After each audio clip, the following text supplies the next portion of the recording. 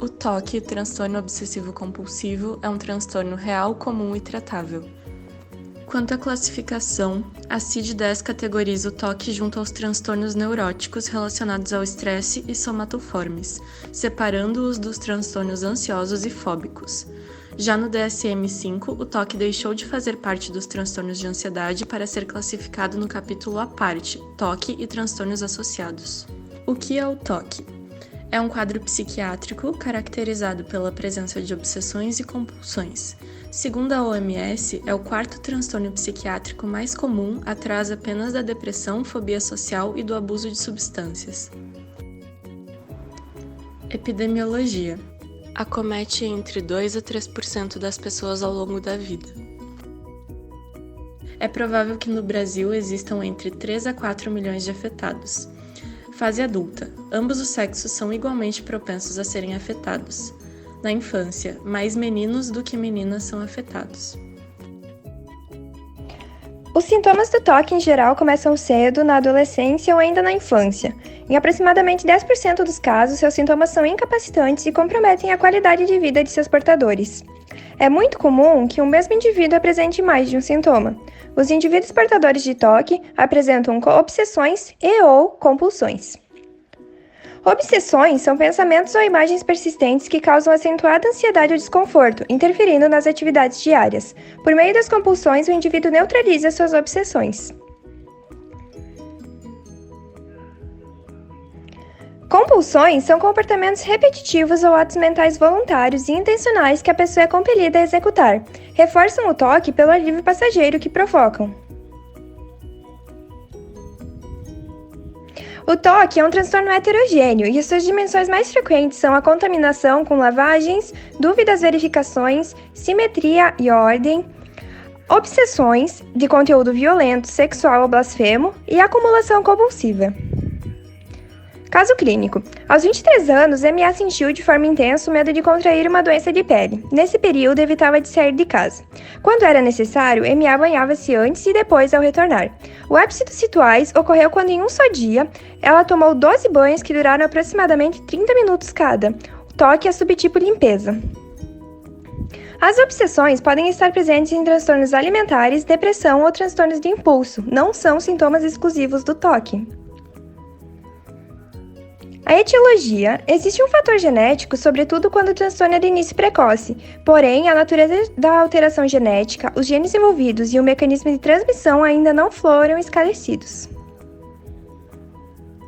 Alguns fatores ambientais têm sido apontados também como possivelmente relevantes, tais como gravidez, uso de substâncias psicoativas, infecção estreptocócica, febre reumática e eventos traumáticos. TOC é consequência de interações de fatores genéticos e ambientais, mas também de neurobiológicos. Essa interação altera o funcionamento de circuitos que conectam áreas mais externas do cérebro, regiões do córtex ligadas ao processamento das emoções e as áreas internas, como os núcleos da base e o tálamo. A troca de informações entre essas áreas, mediadas pela serotonina, estaria desregulada em pacientes portadores de TOC. Disfunção neuroquímica e hipótese serotonérgica. Estudos indicam que inibidores da recaptação da serotonina e inibidores seletivos da recaptação de serotonina, como a fluoxetina, reduzem os sintomas obsessivos compulsivos, enquanto agonistas da serotonina podem causar aguda exacerbação dos sintomas. Além dessa hipótese, temos a hipótese glutamatérgica. Bom, o glutamato é um neurotransmissor excitator do cérebro e desempenha um papel-chave no funcionamento do circuito córtico-estriado tálamo-cortical, o qual conecta os gânglios da base e o córtex frontal e está hiperativo no TOC. Circuito córtico-estriado tálamo-cortical e regiões do sistema límbico. Sinais glutamatérgicos provenientes do cérebro provocariam excitação do estriado, que aumentaria a inibição das células do globo pálido parte interna e da substância negra reticulada, por meio de sinais GABAérgicos inibitórios, reduzindo sua ação sobre o tálamo, que desinibido teria sua saída glutamatérgica excitatória em direção ao córtex aumentada. A ativação da via direta, portanto, desinibe o tálamo e facilita, por exemplo, os movimentos. A atividade excitatória da via direta é contrabalanceada pela atividade GABAérgica inibitória da via indireta, que conecta o estriado ao globo pálido parte externa, ao núcleo subtalâmico, aos núcleos externos e novamente ao tálamo e ao córtex. O aumento da atividade dessa via inibe o tálamo e, consequentemente, o córtex. O desequilíbrio entre o tono da via direta e o tono da via indireta determinaria a hiperatividade do circuito, a qual mediaria os comportamentos repetitivos e fixos observados no toque. Então, é como se esse circuito estivesse em looping. O tálamo mostra que tem alerta e a parte da frente não consegue frear a vontade de checar se esse alerta é verdadeiro ou não. Exames. Nenhum exame laboratorial ou de neuroimagem está indicado para a confirmação do diagnóstico de toque, que deve ser feito por meio da avaliação clínica do paciente.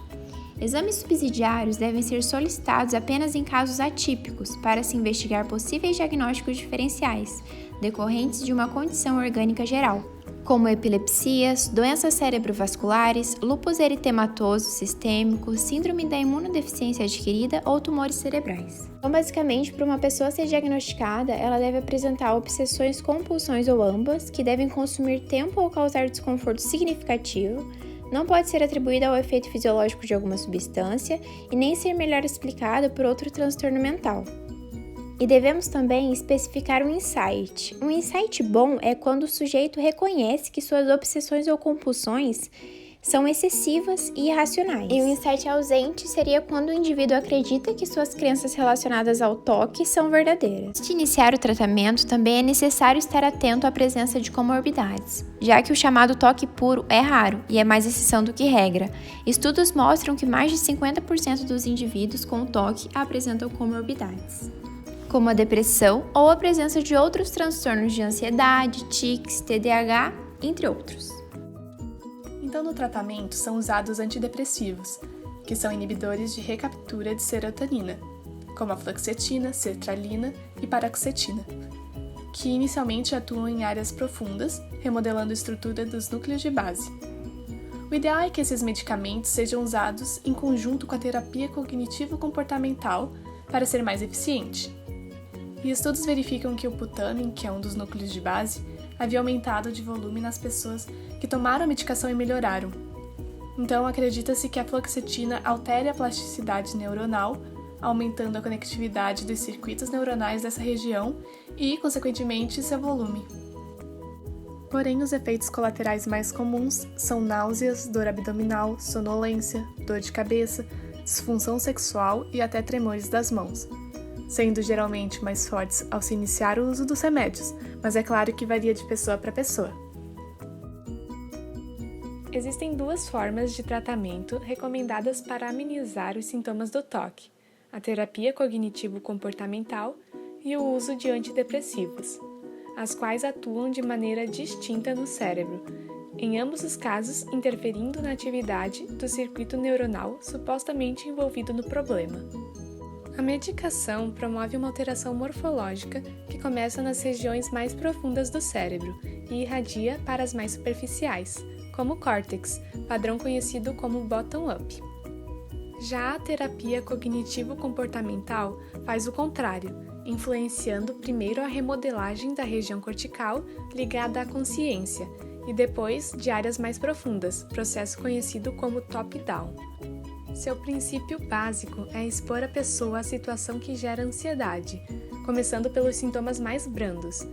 Os resultados costumam ser melhores quando se associam os dois tipos de abordagem terapêutica. Existe também uma alternativa extrema, que é a cirurgia cerebral, a qual interrompe permanentemente a comunicação entre partes desse circuito neuronal, ajuda a controlar os sintomas nos casos em que tanto a terapia quanto a medicação não haviam surtido efeito. Essa técnica utiliza radiação para lesar uma região milimétrica da cápsula interna, que é um feixe de fibras que conectam os núcleos da base ao tálamo. Cerca de metade dos pacientes apresentaram uma melhora significativa depois da operação, que causou poucos efeitos colaterais, em geral, dor de cabeça frequente, controlada com anti-inflamatórios. Resultados indicam que nem mesmo a cirurgia é curativa. Como o transtorno tem muitas causas, é difícil garantir que o indivíduo seja curado. Estudos divulgados em fevereiro de 2020 revelam um novo medicamento para toque desenvolvido por inteligência artificial. Esse medicamento será testado no tratamento de pacientes com o transtorno, mas não se trata de um remédio comum. O medicamento é considerado inovador porque é a primeira vez que uma molécula criada utilizando IA será testada em seres humanos. Além disso, com a utilização desse processo, a pesquisa para desenvolvimento de um remédio, que leva em média 5 anos, foi feita em apenas 1.